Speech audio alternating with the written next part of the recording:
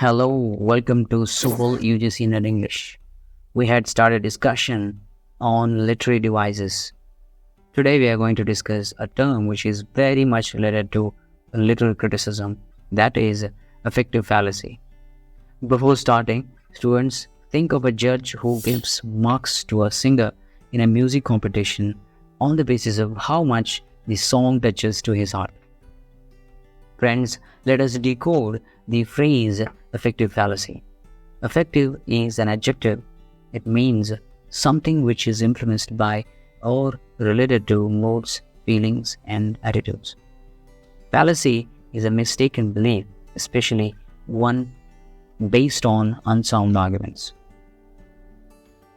Friends, the affective fallacy, as defined by literary scholar Image Abrams in his seminal work, A Glossary of Literary Terms, and he refers it as a critical mistake made when evaluating a work of literature based solely on the emotional responses it triggers in the reader.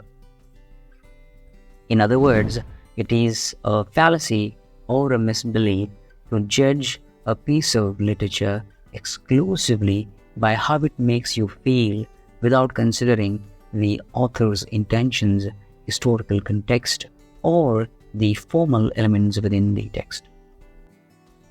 Affective fallacy was first defined in an article published in the Chauhan Review in 1946. The concept was most clearly defined in the book The Verbal Icon by W.K. Wimsett and Monroe C. Beersley. It was a collection of essays published in 1954. Of course, the two critics wrote in direct reaction to the view of I. Richards in his influential book Principles of Literary Criticism, which was published in 1923.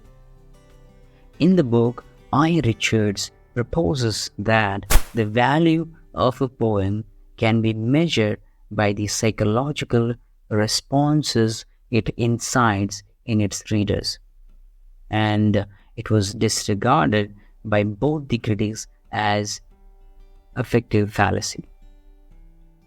As I had given example of music competition in which a judge gives marks on the basis of how much the song touches to his heart.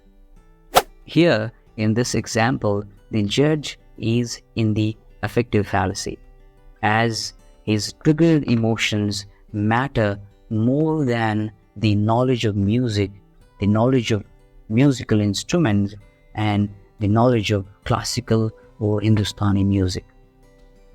It can be seen as a perfect example of affective fallacy.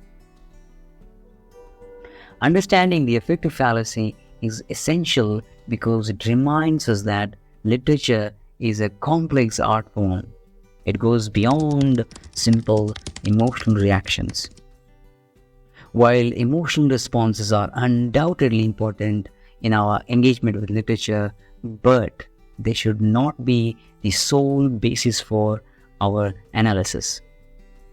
The affective fallacy encourages us to look deeper into the works of art. So, how can we avoid falling into the affective fallacy trap? First, consider the author's intent. What message or theme were they trying to convey?